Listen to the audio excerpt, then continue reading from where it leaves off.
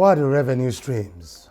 I know, for instance, speaking as a professional speaker, when you speak, you get paid for it. Mm-hmm. When you facilitate sessions, when you get retainership, mm-hmm. we know those ones. Yep. You've talked about them. Yep. What are the other revenue streams? So coaching is big right now on the continent. And a lot of organizations are beginning to hire external coaches.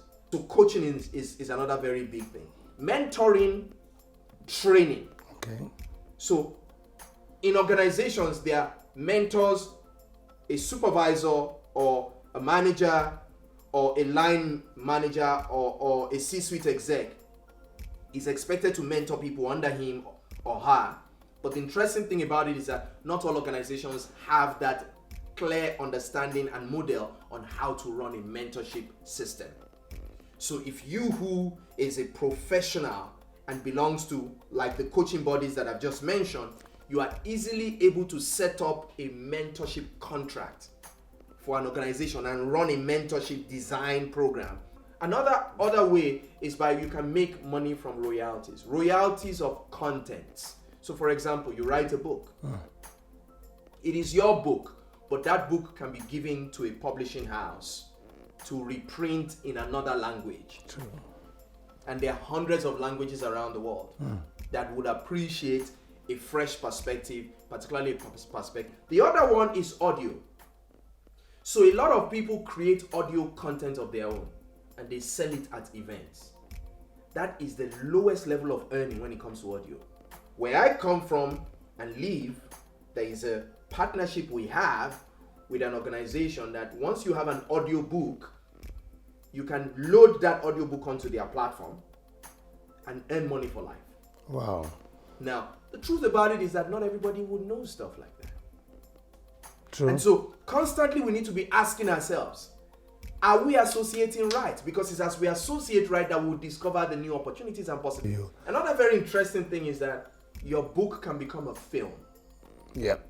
Now, I've seen that happen. The truth about it is that you don't see too many of that happen on the continent.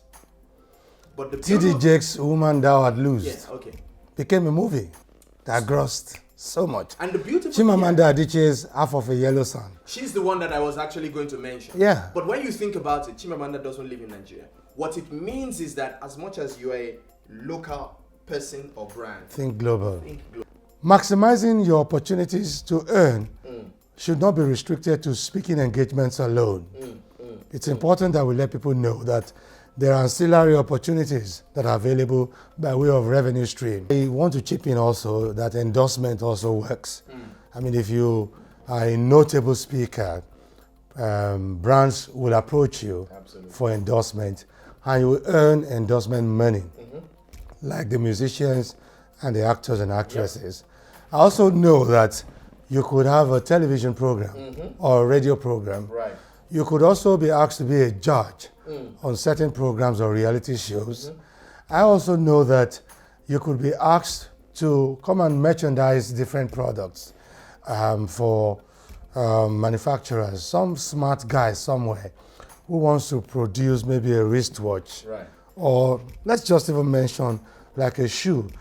My own competence is in the area of shoe production. If I push my shoe out there, Femi Ipadeola as a shoemaker is not a known brand. But if I can get T.D. Jakes to sign a partnership with me, whereby these are lovely shoes, and I can put T.D. Jakes' name on the shoes, on the products, then sell to the world, and we share the profit. So that could be a revenue stream as well.